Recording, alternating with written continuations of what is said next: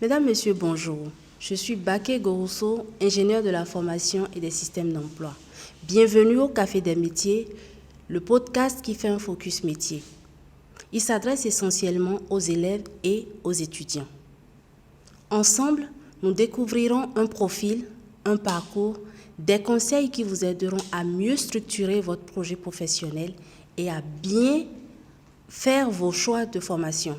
Nous recevons pour vous aujourd'hui Maître Nicolin Assoba. Nicolin, bonjour.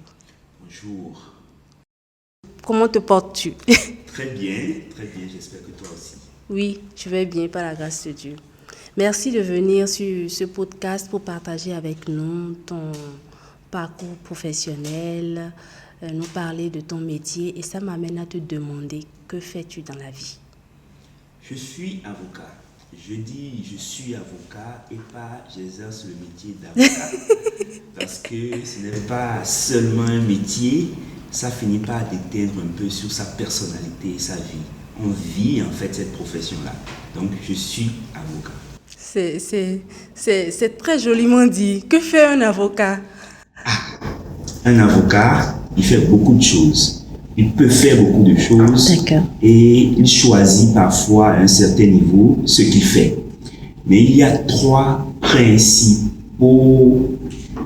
principales activités que l'avocat peut être amené à mener.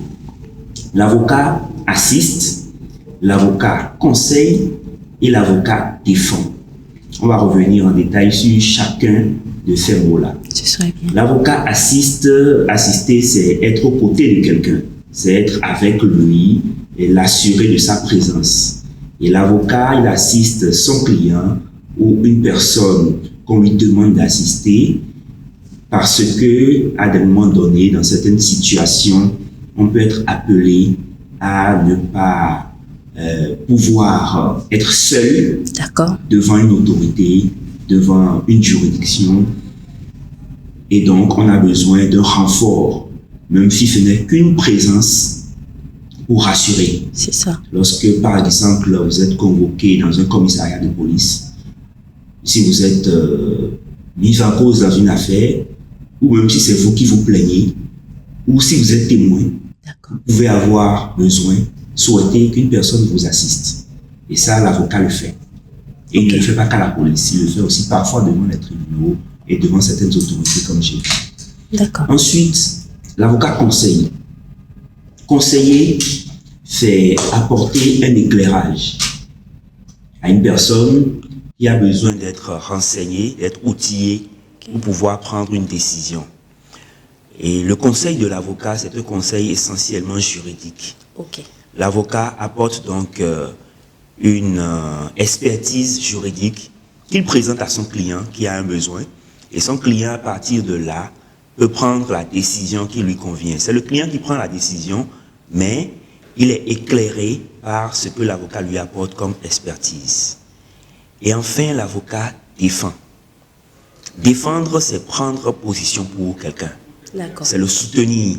Clairement. Oui. Et l'avocat le fait également avec les outils juridiques. Donc, il ne défend pas une personne de manière globale, générale, sur des aspects d'opinion, non. Il le défend sur des questions juridiques, avec à l'appui une position juridique, une démonstration juridique, un développement juridique. Donc, l'avocat défend devant les tribunaux, par exemple, une personne poursuivie, une personne appelée devant un tribunal. Ça peut être pour une affaire pénale, ça peut être pour une affaire commerciale, une affaire civile. Lorsque, soit vous voulez aller devant un tribunal contre quelqu'un, ou vous êtes appelé devant un tribunal, parce que vous êtes là également contre quelqu'un, ou contre l'autorité qui vous poursuit, vous avez besoin parfois d'être défendu, et vous avez besoin qu'une personne qui s'y connaît apporte un développement, un raisonnement juridique à l'appui de votre position, du comportement que vous avez eu. Donc, l'avocat conseil, défend, assiste. Il fait tout cela de quelle manière?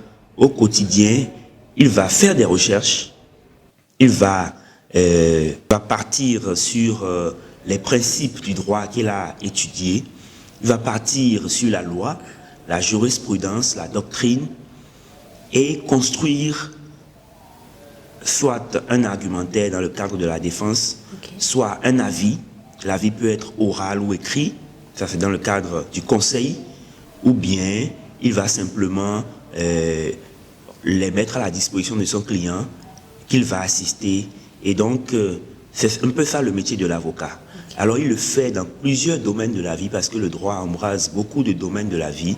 Et donc, l'avocat est appelé, suivant ce qu'il choisit, à être spécialiste d'un domaine ou à être généraliste aussi et à accomplir ces différentes missions-là dans le domaine qu'il choisit au profit de ses clients. Je voudrais savoir où est-ce qu'on trouve l'avocat? Qui embauche l'avocat? L'avocat travaille où? Alors, l'avocat n'est pas un fonctionnaire. L'État n'a pas recruté des avocats qu'il met à la disposition des citoyens. L'avocat, c'est un privé qui exerce une profession réglementée. Donc, c'est ce qu'on appelle une profession libérale. Il est à son compte, mais en même temps, il est régi par des règles et inscrit à un ordre professionnel. Au Bénin, nous avons l'ordre des avocats qui est un ordre qui couvre tout le Bénin, auquel chaque avocat est inscrit. Et l'avocat travaille à son cabinet, suivant certaines règles. Il s'installe à son propre compte, il peut s'installer seul, il peut s'installer avec d'autres avocats, il peut être employé d'un avocat, il peut être collaborateur d'un autre avocat, il peut être associé, il peut être membre d'une société. Donc les formules sont diverses, variées, mais l'avocat est un professionnel libéral qu'on retrouve, puisque c'est la question, en général à son cabinet.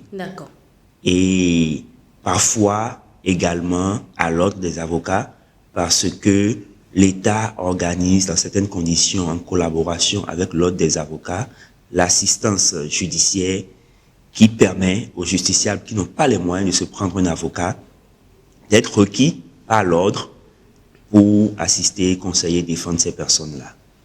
Quel est le titre? Comment appeler un avocat de façon correcte? Alors, dans l'exercice... Clarifier pour nos jeunes amis. Oui. Dans l'exercice de sa profession, on appelle un avocat maître. Maître. C'est une tradition. Je crois que ce n'est pas écrit dans les textes, mais c'est une tradition assez vieille. Et l'avocat, comme certains professionnels libéraux auxiliaires de justice, sont appelés maîtres.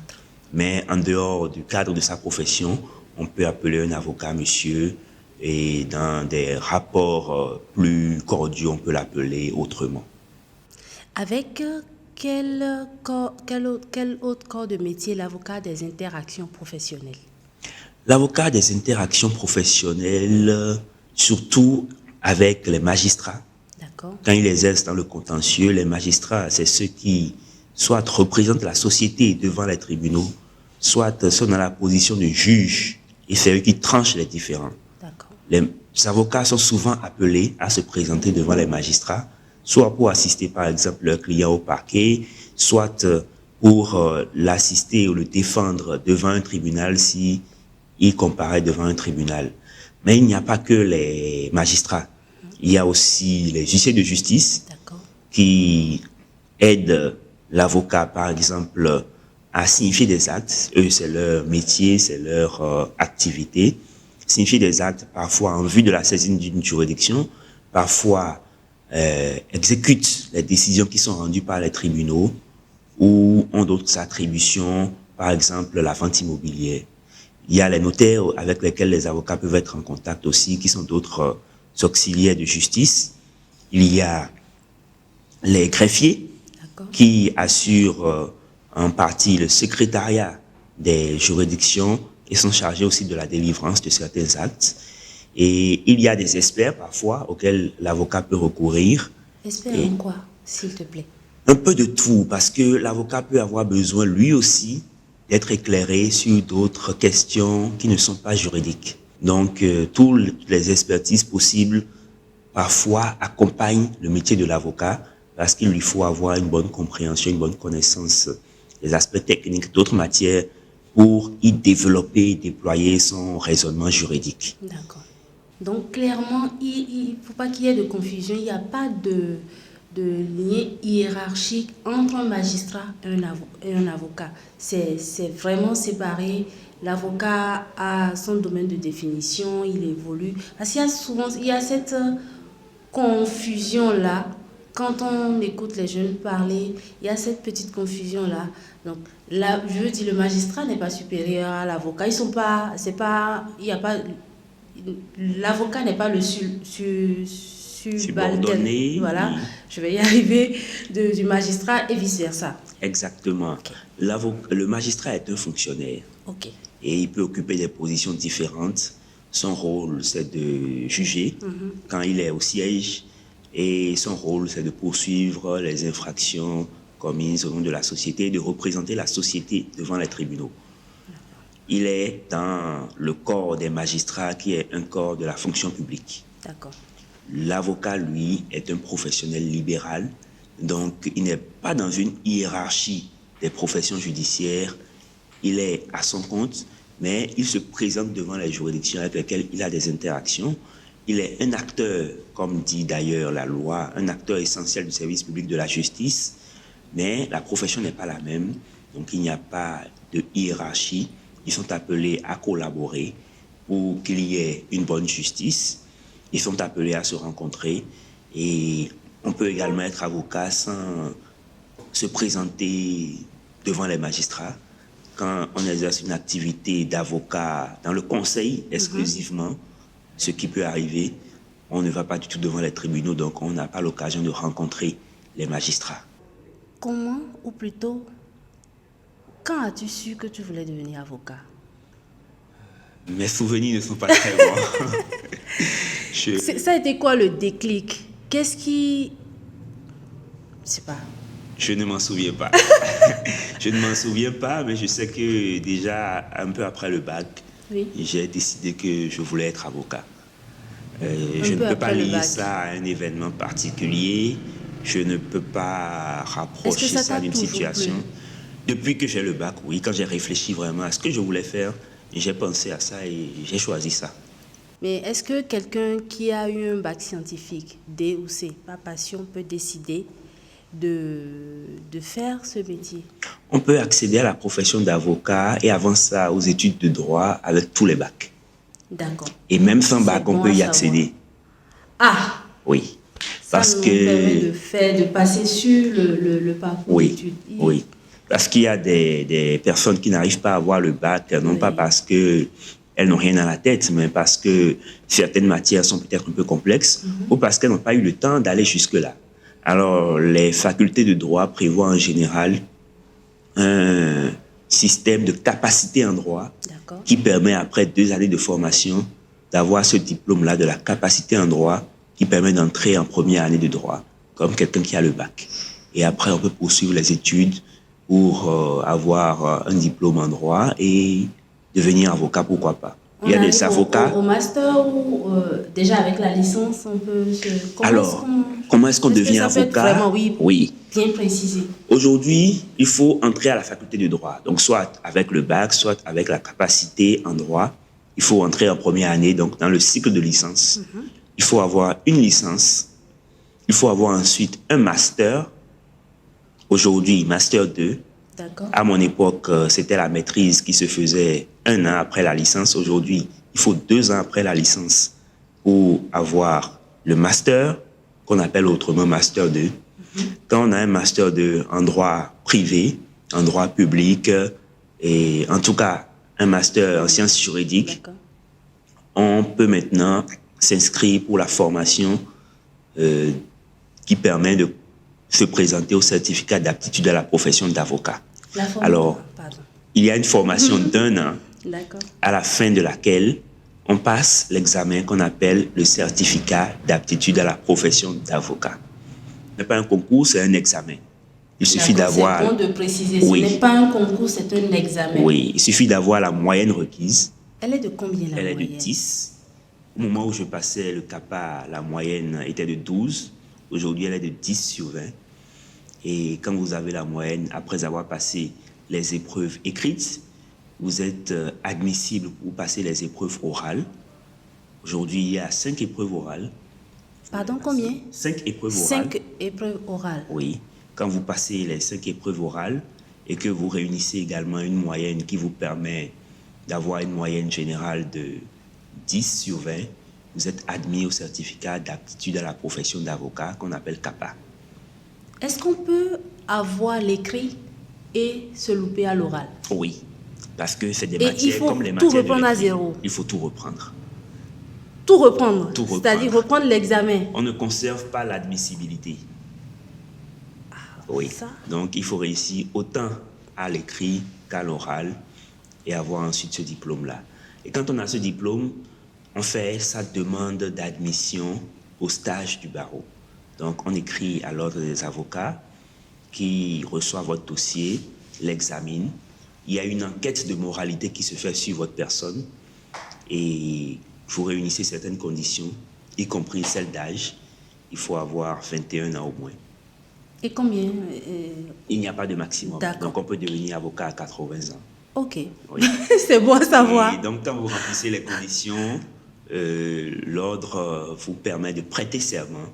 Vous prêtez serment devant la cour d'appel. D'accord. Oui. Et quand vous avez prêté serment, à partir de là, vous devenez avocat stagiaire.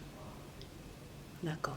Vous êtes avocat stagiaire, et donc vous êtes habilité à exercer sous la responsabilité d'un avocat ancien certaines des missions que vous pouvez accomplir et vous les exercez pendant 3 ans, ce qui lui permet d'apprécier si vous avez définitivement les aptitudes pour être un avocat. Et donc quand les 3 années sont passées, que votre stage est validé, vous demandez à nouveau à l'ordre à être inscrit au tableau de l'ordre. Et à partir de là, maintenant, vous êtes avocat de plein exercice. Est-ce qu'il peut arriver que votre stage ne soit pas validé? Il peut arriver que votre stage ne soit pas validé si vous êtes notoirement défaillant, si vous ne suivez pas la formation continue qui est proposée, ou si vous êtes absent au stage, vous ne vous présentez pas, vous ne respectez pas les obligations du stage, il peut arriver que le stage ne soit pas validé. Mais en général, si vous avez accompli les 3 ans en travaillant dans un cabinet, si vous avez accompli les 3 ans en suivant la formation continue, ça vous permet de vous mettre à niveau et d'être prêt à la validation du stage et donc d'entrer de plein pied dans l'exercice de la profession. Est-ce que c'est l'ordre des avocats qui vous propose un cabinet pour votre stage ou c'est vous qui émettez des vœux? Les 2 options sont possibles. D'accord. Si vous avez déjà identifié un cabinet, vous pouvez y aller. Si ce cabinet vous a accepté, l'ordre ratifie simplement ce lieu de stage que vous avez choisi, ce parrain de stage que vous avez choisi. Mais si, par exemple, vous avez des difficultés à en trouver, l'ordre peut vous proposer ou peut vous obtenir d'effectuer le stage dans un cabinet qui sera déterminé. Est-ce que l'examen du barreau est ouvert à toute personne ayant un master en droit, c'est-à-dire ayant fait son master à l'extérieur, par exemple, pas forcément au Bénin, mais à l'extérieur, au Togo à côté, en France, peu importe. Est-ce que c'est ouvert ou il faut avoir fait le droit au Bénin? L'examen est ouvert à tous. Il faut juste, pour des raisons, je pense, administratives et de vérification du niveau, effectuer les procédures d'équivalence de diplôme. D'accord. Pour que votre diplôme obtenu à l'étranger soit reconnu équivalent à ce diplôme-là au Bénin. Est-ce qu'il y a des formalités à faire pour quelqu'un qui a fait tout son cursus à l'extérieur, qui est devenu avocat là où il a étudié? S'il souhaiterait, par exemple, plaider ici, au Bénin, est-ce qu'il y a des formalités? Alors, il y a 2 situations. La première, c'est celle que vous avez décrite là, qui est celle de la personne qui est déjà avocat dans son pays, qui est installée et qui veut juste plaider une affaire au Bénin. Il y a des formalités, elles ne sont pas très compliquées. D'accord. Il y a un cabinet dans lequel il faut élire domicile ici, qu'on identifie soi-même. Donc l'intéressé peut trouver un confrère qu'il connaît ou demander à l'ordre de l'aider à identifier un confrère chez qui il élit domicile au Bénin. Et ensuite, il rend une visite de courtoisie au bâtonnier et il lui est permis de prendre une affaire devant les tribunaux béninois, d'exercer ponctuellement au Bénin. Il y a l'autre situation qui est celle de celui qui veut s'établir au Bénin. D'accord. C'est possible également. On peut être devenu avocat à l'étranger et demander à être admis à l'ordre des avocats du Bénin. Là également, il y a des formalités. Il faut s'adresser à l'ordre qui vérifie bien que vous avez été avocat dans un autre barreau, que vous avez démissionné de ce barreau-là, parce que vous ne pouvez pas, aujourd'hui en tout cas en l'état de la législation, vous ne pouvez pas être avocat en même temps à l'étranger et au Bénin. Donc, vous démissionnez de votre ancien barreau et vous demandez à vous inscrire au Bénin. C'est possible également. C'est qui le bâtonnier? Tu viens de le dire. Le bâtonnier, c'est qui? c'est la personne, l'avocat qui est désigné, qui est élu par ses pairs pour assurer la direction de l'ordre des avocats. L'ordre des avocats. C'est un mandat de combien de temps? C'est un mandat de 3 ans. Et donc, il est élu pour un mandat de 3 ans. Il a su cette direction-là. Il est assisté d'un conseil de l'ordre des avocats. Donc, en quelque sorte, c'est la personne à qui on se réfère quand il s'agit de la corporation des avocats. Il a également des attributions en matière de discipline des avocats. Et si on a un contentieux, un conflit avec un avocat, on peut le porter à l'ordre qui, en tout cas, dans un premier temps, peut se charger de le régler. Et à défaut, on peut saisir les juridictions. Donc, c'est lui le bâtonnier qui est assisté du conseil de l'ordre, comme j'ai dit, qui sont également des personnes élues par leurs confrères, donc toujours à l'intérieur de la corporation. C'est quoi la journée type d'un avocat? Est-ce qu'un avocat commence sa journée à 8h et la finit à 17h? Alors, 18h. Il n'y a pas de journée type d'un avocat. Il n'y a pas de journée type, en tout cas pour mon expérience, parce que la profession d'avocat s'exerce de manière différente vraiment, selon les personnes, selon les centres d'intérêt, selon la clientèle. Et donc, tout n'est pas identique. Mais je peux vous décrire un peu, peut-être la journée d'un avocat contentieux, qui fait beaucoup de contentieux. En général, il est appelé à être à l'audience le matin et l'après-midi, selon les heures des audiences programmées par les tribunaux. À l'audience, donc devant les tribunaux et les cours. Et ensuite, au retour à son cabinet, il doit travailler, rédiger les conclusions, les notes de plaidoirie, les requêtes, les assignations, les différents actes. Et quand il a fait ça, il va également faire des recherches juridiques pour pouvoir étayer ses argumentaires et ses avis, parce qu'il ne le fait pas est nihilo. Tout ce qu'il a appris ne suffit pas pour qu'il puisse rendre des avis comme ça à ses clients. Il faut qu'il soit en permanence dans le travail et la recherche. Et en général aussi, il va recevoir les clients, il va les écouter, il va écouter leurs préoccupations. Est-ce que l'avocat a une tenue spécifique, une tenue officielle?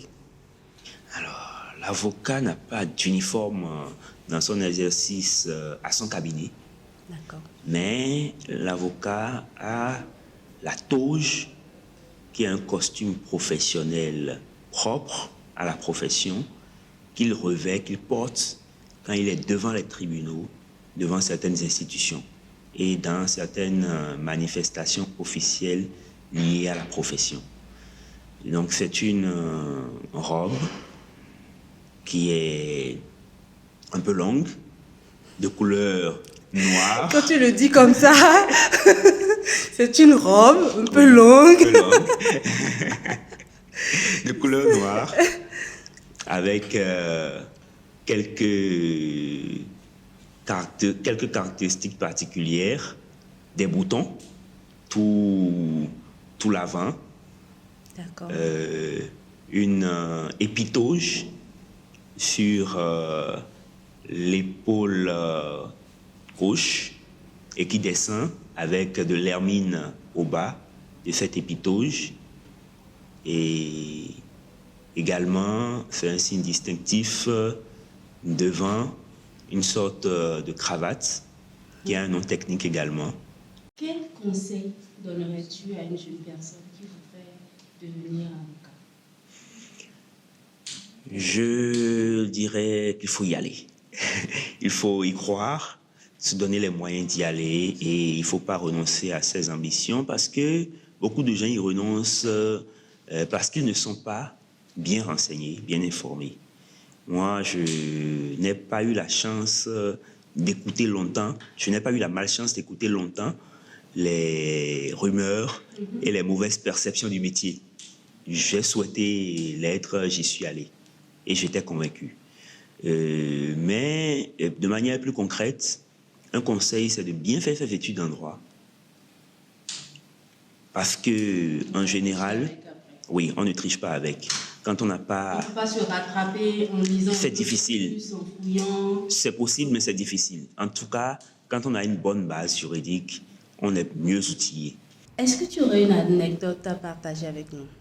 Alors, puisqu'on parlait de la robe de l'avocat, de la toge, je vais peut-être partir de là.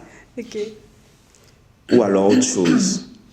Non, pourquoi pas? Ah ben, non, c'est que ça va être très difficile. Je te laisse y aller. Oui. Donc, une anecdote, c'est simplement celle liée aux rumeurs. Est-ce que c'est des rumeurs? Parce qu'on dit, en tout cas, des avocats, ils mentent tellement que lorsque ils sont morts, on les enterre sur le ventre, la face contre le sol. Oui, c'est ça, oui, c'est ça. Alors, qu'est-ce que vous en pensez? J'avoue que je n'ai pas arrêté d'y penser depuis qu'on est en train d'échanger. Et je me suis dit, tu lui demandes ou pas? Non, vous m'avez demandé, moi. Je crois que je suis allé aux obsèques d'une dizaine au moins d'avocats et je n'ai jamais vu ça. Ce n'est pas vrai. Ce n'est pas vrai. Super. Merci beaucoup, Nicolin. Merci d'être venu sur ce podcast. Et je voudrais rappeler que ce podcast a été réalisé par l'agence Domaro en collaboration avec le Centre d'employabilité francophone de l'AUF Bénin. Et je vous remercie de nous avoir suivis. Merci encore, Nicolin, d'être venu. Merci d'avoir partagé tout ceci avec nous. Je vous en prie, si je peux rajouter quelque chose, ce serait de dire qu'être avocat, c'est le plus bel état du monde. C'est pas moi qui le dis, c'est Voltaire.